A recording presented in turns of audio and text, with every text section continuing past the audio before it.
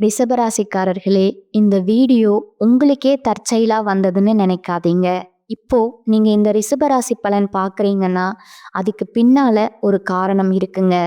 சமீப காலமா மனசுல ஏதோ ஒரு குழப்பம் அல்லது எப்ப நல்ல மாற்றம் வரும்னு ஒரு கேள்வி இருந்தா, அந்த கேள்விக்கான பதில தேடித்தான் இப்ப நீங்க இங்க வந்திருக்கீங்க. வணக்கமுங்க. இன்னைக்கு நாம ரிஷபராசிக்காரங்களோட வாழ்க்கையில இருக்கிற சில மறைக்கப்பட்ட சவால்களையும் அதுக்கான சக்தி வாய்ந்த தீர்வுகளையும் பத்தி ரொம்ப ஆழமா பார்க்க போறோம்ங்க. ரிஷபராசிக்காரங்களோட வாழ்க்கையில ஒரு பெரிய முரண்பாடு இருக்குங்க. அதாவது அவங்களோட வலிமைக்கும் போராட்டத்துக்கும் நடுவுல ஒரு பெரிய போராட்டம் நடக்குமுங்க. அது என்னன்னு இப்ப பார்க்கலாங்களா? பாருங்க, இந்த ஒரு வரியே அவங்களோட மொத்த பிரச்சனையும் சொல்லிடுதுங்க. அதாவது வெளியில இருந்து பார்க்கும்போது அவங்க ரொம்ப ஸ்ட்ராங்கா எல்லாம் சரியா இருக்கிற மாதிரி தெரிவாங்கங்க. ஆனா உள்ளுக்குள்ள அவங்க மிகப்பெரிய போராட்டங்களை சந்திச்சுட்டு இருப்பாங்க. உண்மையை சொல்ல போனா அவங்க வாழ்க்கையில நரக வேதனைக்கு சமமான கஷ்டங்களை அனுபவிப்பாங்கங்க. ஆனா அதை ஒரு துளி கூட வெளியில காட்டிக்கவே மாட்டாங்க. குடும்ப பிரச்சனைகள் கூட இருந்தே செஞ்ச துரோகங்களேன்னு எல்லா சுமைகளையும் தனியாளா மௌனமா சுமந்துட்டு இருப்பாங்க. இந்த தொடர்ச்சியான அழுத்தம் காலப்போக்கில் அவங்கள ரொம்ப கூர்மையான எந்த பிரச்சனையும் தாங்கிக்கிற சக்தி கொண்டவங்களா மாத்திடுதுங்க. சரி, இந்த போராட்டத்துக்கு எல்லாம் ஜோதிட ரீதியா என்னதான் காரணம்? வாங்க அதை பார்க்கலாம். இப்போ நாம இதுக்கு பின்னாடி இருக்கிற அஸ்ட்ராலஜிக்கல் காரணத்தை கொஞ்சம் ஆழமா பார்க்கலாங்களா? இது நாம நினைக்கிற மாதிரி அவ்வளோ சிம்பிளான விஷயம் கிடையாதுங்க. பொதுவா ஜோதிடம் தெரிஞ்ச நிறையா பேருக்கு தெரியும், ரிஷபராசியில சந்திரன் உச்சம் பெறுவார்னு. அப்ப அது ஒரு பெரிய பலம் தானே. வாழ்க்கை நல்லா தானே இருக்கணும். ஆனா உண்மை அதுக்கு நேர்மாறா இருக்குதுங்க. ஏன் அப்படிங்கிறத ஆழமா பார்த்தாதான் புரியுமுங்க. இங்கதான் அசல் விஷயமே இருக்கு. ரிஷபராசிக்கு சந்திரன் 3ஆம் வீட்டுக்கு அதிபதியா வராருங்க. இங்க இருந்துதான் எல்லா சிக்கலும் ஆரம்பிக்குதுங்க. ஜோதிடத்துல இந்த 3ஆம் வீட்டை 8ஆம் வீட்டுக்கு 8ஆம் வீடு அப்படின்னு சொல்லுவாங்கங்க. அப்படின்னா என்ன தெரியுமா? அது நாம துளியும் எதிர்பார்க்காத மறைமுகமா வர்ற பெரிய பெரிய தடைகளையும் தாங்க முடியாத மனவேதனையும் குறிக்கிற ஒரு இடமுங்க. நம்ம மனசுக்கு காரகனா சந்திரன் இந்த வீட்டுக்கு அதிபதியா வர்றதால அவரே இந்த எல்லா பிரச்சனைகளையும் நேரா ரிஷபராசிக்காரங்க வாழ்க்கையில கொண்டு சேர்த்துடுறாருங்க. இதை இன்னும் சிம்பிளா சொல்லணும்னா, நீங்க பாட்டுக்கு சும்மா உட்கார்ந்துருப்பீங்க. ஆனா பிரச்சனையும் மனப்போராட்டமும் தானா உங்களை தேடி வருமுங்க. நீங்க கூப்பிடவே வேண்டாம், அதுவே உங்க வீட்டு கதவை தட்டுமுங்க. இதுதான் அவங்க சந்திக்கிற முக்கியமான ஜோதிட சவாலுங்க. அப்போ இப்படி விடாம துரத்துற இந்த மன போராட்டத்துக்கு என்னதான் தீர்வு? ராசியோட அமைப்புல பிரச்சனை இருந்தா என்ன செய்ய முடியும்? வாங்க, அதுக்கு ஒரு ரொம்ப சக்தி வாய்ந்த பரிகாரத்தை பத்தி தான் இப்ப பார்க்க போறோம்ங்க. இந்த பிரச்சனைக்கு ஒரு தெய்வீகமான தீர்வு இருக்குங்க. அதுக்காக நாம ஒரு குறிப்பிட்ட சக்தி வாய்ந்த இடத்துக்கு ஒரு புனிதமான பயணத்தை மேற்கொள்ளணுமுங்க. அந்த இடம்தான் விஜயவாடாவில் இருக்கிற கனகதுர்க கோயிலுங்க. ஆனா ஏன் குறிப்பா இந்த கோயில் அங்க அப்படி என்ன ஸ்பெஷல்? இந்த கோயிலோட அமைப்பே சந்திரனால வர பிரச்சனைகளை சரி பண்றதுக்காகவே பிரத்யேகமா வடிவமைக்கப்பட்டதுன்னு சொல்லப்படுதுங்க. இங்க மூலவரான கனகதுர்கா அஷ்டலட்சுமிகளுக்கு நடுவுல இருக்காங்கங்க.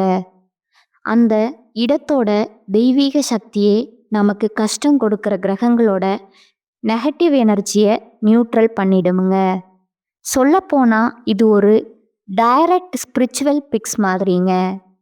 ஆனா ஒரு நிமிஷம் கோயிலுக்கு போறது மட்டும் முழுமையான தீர்வு கிடையாதுங்க. அது முதல் படிதான். அடுத்ததா நாம செய்ய வேண்டிய ஒரு முக்கியமான விஷயம் இருக்குதுங்க. அதுதான் நம்மளோட மொத்த எனர்ஜியும் பாசிட்டிவா மாத்த போகுதுங்க. இந்த பரிகாரத்தோட தத்துவம் எவ்வளவு அழகா இருக்குன்னு, பிரச்சனை என்ன? தேவையில்லாத கஷ்டங்கள் உங்களை ஆட்டோமேட்டிக்காக தேடி வருதுங்க. அதுக்கு தீர்வு என்ன? நீங்கள் மற்றவங்களுக்கு சாப்பாடு கொடுக்கறதுக்காக, அதாவது அன்னதானம் செய்யறதுக்காக நீங்களா முன் வந்து அவங்கள தேடி போகணுமுங்க. வர்ற நெகட்டிவ் எனர்ஜியை நீங்கள் கொடுக்குற பாசிட்டிவ் எனர்ஜியால் கவுண்டர் பண்ணுறீங்க. அப்போது அன்னதானம் எப்படி பண்ணுறது? நீங்கள் விஜயவாடா கோயிலுக்கே அன்னதானத்துக்காக டொனேட் பண்ணலாமுங்க.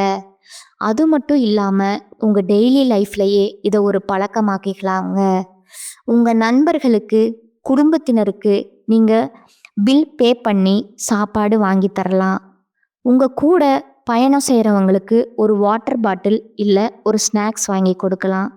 இங்கே முக்கியமானது என்னன்னா, உணவு கொடுக்கறத ஒரு தடவை செஞ்சுட்டு விட்டுடாம அதை ஒரு ரெகுலர் பழக்கமாக மாற்றிக்கணுமுங்க. ஓகே, இப்போ இது எல்லாத்தையும் சேர்த்து ஒரு தெளிவான சிம்பிளான ஆக்ஷன் பிளானாக பார்க்கலாங்களா? உங்கள் போராட்டங்களை எப்படி ஸ்திரத்தன்மை மற்றும் செல்வமாக மாற்றுறதுன்னு தெரிஞ்சுக்கலாம் வாங்க. மொத்தம் 4 ஸ்டெப் தாங்க. 1, விஜயவாடா கனகதுர்கா கோயிலுக்கு ஒரு பயணம் போங்க. 2வது, முழுமையான சரணாகதி மனசோட அம்மனை தரிசனம் பண்ணணுங்க. 3வது, அங்கே நடக்கிற அன்னதானத்துக்கு உங்களால் முடிஞ்ச ஒரு சின்ன தொகையை கொடுங்க. 4வது, ரொம்ப ரொம்ப முக்கியமானது, முடிஞ்சா நீங்கள் பிறந்த கிழமையில இந்த பயணத்தை செய்யுங்க. அதோட பலன் பல மடங்கு அதிகமாக இருக்கும்னு சொல்லப்படுதுங்க.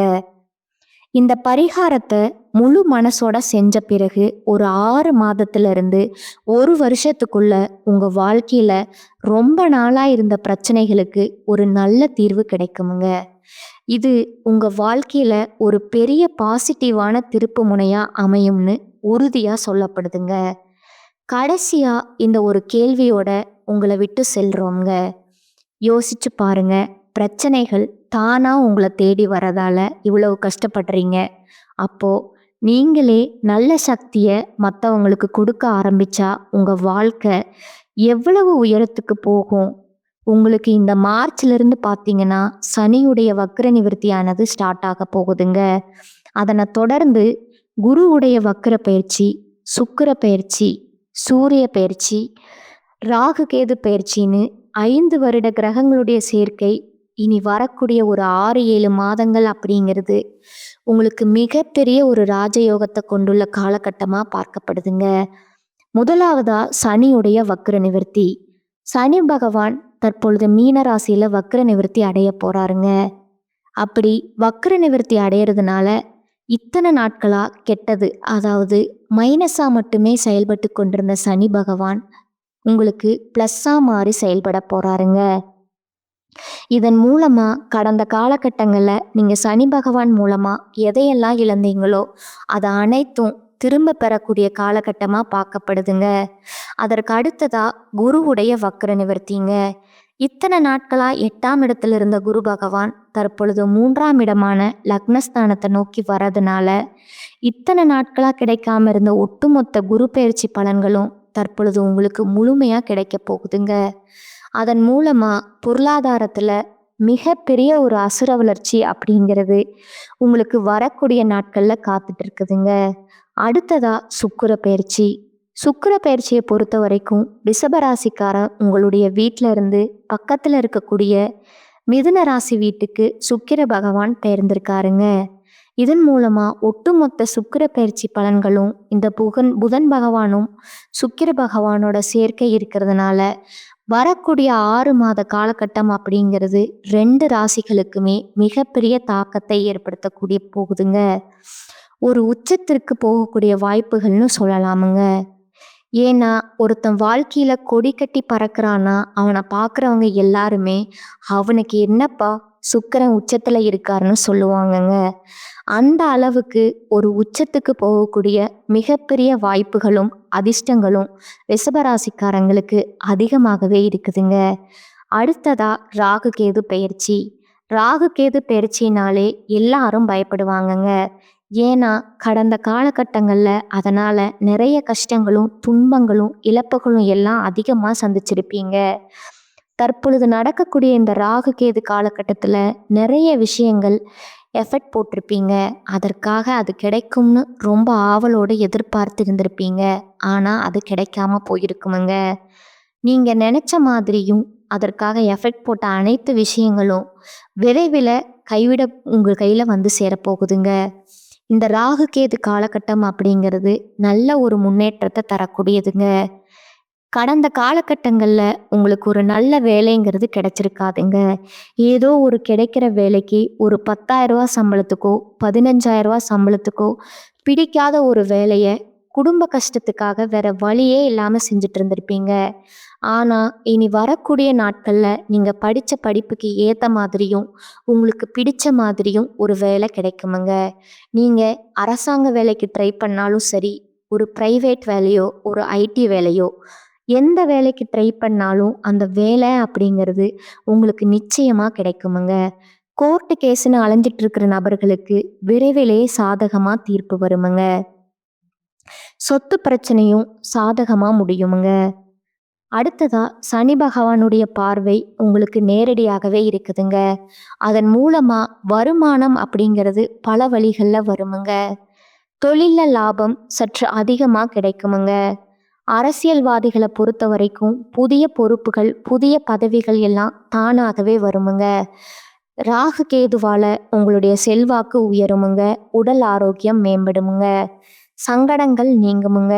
உங்களுக்கு மறைமுகமாகவும் சரி, தொழில் வாழ்க்கையிலும் சரி, இல்லற வாழ்க்கையிலும் சரி, நிறைய நபர்கள் வந்து தொல்லை கொடுத்துருப்பாங்க. ஆனால் இனி அவர்களுடைய தொந்தரவுங்கிறது முழுவதுமாக இருக்காதுங்க. கடந்த காலகட்டங்களில் நீங்களும் ஒரு கம்பெனியில் இரவு பகல் பார்க்காம உழைச்சிட்டு இருந்திருப்பீங்க. உங்களுடைய சொந்த கம்பெனியாக நினச்சி வேலை செஞ்சுருப்பீங்க. ஆனால் உங்களுக்கு இது நாள் வரைக்கும் சரியான ஒரு அங்கீகாரம் அப்படிங்கிறது கிடைச்சிருக்காதுங்க. உங்களுக்கு அப்புறமோ உங்கள் கூடவோ நிறைய பேர் அந்த வேலைக்கு வந்திருப்பாங்க. அவங்களுக்கு நிறைய சலுகையெல்லாம் கிடைச்சி நல்ல ஒரு முன்னேற்றத்துக்கு போயிருப்பாங்க. ஆனால் நீங்கள் மட்டும் எப்படி வந்து சேர்ந்தீங்களோ அதே மாதிரி தான் இன்னைக்கு வரைக்கும் இருப்பீங்க. ஆனால் இனி வரக்கூடிய நாட்களில் உங்களுக்கு சம்பள உயர்வு, பதவி உயர்வு, உங்களுக்கு மேலே இருக்கக்கூடிய அதிகாரிகளோட ஆதரவு முதற்கொண்டு கிடைக்க போகுதுங்க. உங்கள் வார்த்தைக்கு மதிப்பும் மரியாதையும் கிடைக்குமுங்க. அந்தஸ்தில் நீங்கள் எதிர்பார்த்த உயர்வுக்கு போக போகிறீங்க. தொழிலில் வியாபார தடைகள் அனைத்தும் விலகுமுங்க. லாபம் அதிகமாக கிடைக்குமுங்க. முன்னேற்றம் உண்டாகுமுங்க. வரவேண்டிய பணம் விரைவில் கைக்கு வந்து சேருமுங்க. குடும்பத்தில் நெருக்கடிகள் விலகுமுங்க. செல்வாக்கும் அந்தஸ்தும் உயருமுங்க. வெளிநாட்டு முயற்சிகள் வெற்றியை தருமுங்க. தெய்வீக சிந்தனை உங்களுக்கு அதிகமாகுமுங்க. பெரியோர்களுடைய உதவிகள் தக்க சமயத்தில் கிடைக்குமுங்க. கடந்த காலகட்டங்களில் திருமண நிலை அப்படிங்கிறது பார்த்தீங்கன்னா நிறைய பிரச்சனையும் சிக்கலையும் அதிகமாகவே சந்திச்சிருப்பீங்க. குறிப்பாக பெண்களுக்கு எளிதாக திருமணம் அப்படிங்கிறது அமைஞ்சிருதுங்க. ஆண்கள் தான் ரொம்ப ரொம்ப பாவம். அடிச்சு பிடிச்சி நிச்சயதார்த்தம் வரைக்கும் போனால் கூட அக்கம் பக்கம் இருக்கிறவங்க தெரிஞ்சவங்கன்னு கெடுத்து விட நிறைய நபர்கள் இருப்பாங்க. அது மட்டும் இல்லாமல் ஜாதகத்திலையும் சுத்த ஜாதகம், ராகு கேது ஜாதகம், செவ்வாய் ஜாதகம் அப்படிங்கிறது ஏகப்பட்ட பிரச்சனையை சந்திச்சிருப்பீங்க. இது அனைத்தும் நிவர்த்தியாகி வரக்கூடிய முதல் 6 மாதத்துக்குள்ளேயே நீங்கள் திருமண வாழ்க்கைக்குள்ளே அடி எடுத்து வைக்க போகிறீங்க. 2026 நிச்சயம் ஒரு மாற்றத்தையும் வெற்றியும் ஏற்படுத்தி தரக்கூடிய ஒரு ஆண்டாகவே பார்க்கப்படுதுங்க. குழந்தை பாக்கியத்திற்காக இயங்கியவர்களுக்கு கண்டிப்பாக இனி வரக்கூடிய காலகட்டத்துக்குள்ள நிச்சயம் உங்களுக்கு உடல் சார்ந்த பிரச்சனைகள் அனைத்தும் முழுவதுமாக நிவர்த்தியாகி விரைவிலேயே உங்களுக்கு குழந்தை பாக்கியம் அப்படிங்கிறது கிடைக்க போகுதுங்க. அடுத்ததாக பார்த்தீங்கன்னா திருமணம், சீமந்தம், புதிதாக வீடு கட்ட ஆரம்பிப்பீங்க. கிரகப்பிரவேசம் போன்ற சுப நிகழ்ச்சிகள் எல்லாமே நடக்க போகுதுங்க. குறிப்பாக வரக்கூடிய நாட்களை பொறுத்த வரைக்கும் கொஞ்சம் உறவுகள் மத்தியிலையும் ஜாக்கிரதையாக செயல்படுவது ரொம்ப ரொம்ப நல்லதுங்க. எல்லா விஷயத்தையுமே கொஞ்சம் ரகசியமாக வச்சுக்கோங்க. எதையுமே யார்கிட்டையுமே ஷேர் பண்ணாத வரைக்கும் உங்களுக்கு எந்த ஒரு பாதிப்பும் கிடையாதுங்க. உங்களை அழிக்க நினைக்க நிறைய நபர்கள் வந்து கூடவே இருக்கிறாங்க. தவறான வழியில மட்டும் போகாம நல்ல ஒழுக்கத்துடன் வரக்கூடிய நாட்களோட இருந்தா இந்த 2026 நிச்சயம் உங்களுக்கு வெற்றியை தரக்கூடிய ஒரு ஆண்டாகவே இருக்குமுங்க. அடுத்ததா உங்களோட நட்சத்திர பலன்களை பார்க்கலாமுங்களா? முதலாவதா கார்த்திகை 2, 3, 4ஆம் பாதங்கள். தேவையற்ற அலைச்சலை குறைத்து கொள்வது நல்லதுங்க. எல்லா வகையிலும் நன்மை உண்டாகுமுங்க. மற்றவர்களுக்கு உதவிகள் செய்ய உங்களுக்கு தூண்டுமுங்க. பிரிந்து சென்றவர்களை மீண்டும் சந்திக்க நேரலாமுங்க. மாணவர்கள் கல்வியில வெற்றி பெறவும் மேல் படிப்பு படிக்கவும் எடுக்கும் முயற்சிகள்ல சாதக சாதகமான பலன் கிடைக்குமுங்க. ரெண்டாவதா ரோகிணி நட்சத்திரக்காரங்க. எடுத்த காரியத்தை தைரியமா உறுதியுடன் செயல்படுத்துவீங்க. வாழ்க்கைக்கு தேவையான புதிய வசதிகள் கிடைக்குமுங்க. உறவினர்கள் மூலம் உதவிகள் கிடைக்குமுங்க. புதிய ஆடை அணிகலன்கள் ஆடம்பர பொருட்கள் வாங்குவீங்க. வீடு மனை வாங்க திட்டமிடுவீர்கள். சிலர் புதிய வாகனம் வாங்குவார்கள். எடுக்கும் காரியம் சிறிது முயற்சிக்கு பின் நடைபெறுமுங்க. மூன்றாவதா பார்த்தீங்கன்னா மிருக சீரிசம் 1 மற்றும் 2ஆம் பாதங்க. தொழில் வியாபாரம் ஏற்ற இறக்கமா இருந்தது, இனி சீராகுமுங்க. ஆனா பழைய பாக்கிகளை வசூலிப்பதற்கு அலைய வேண்டி இருக்குமுங்க. உத்தியோகத்துல இருப்பவர்கள் கூடுதலா பணியாற்ற வேண்டி இருக்குமுங்க.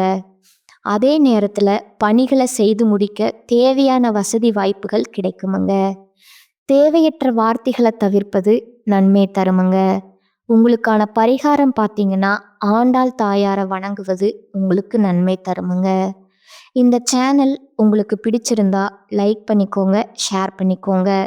வாழ்க வளமுடன், வாழ்க பல்லாண்டு. நன்றி, வணக்கம்.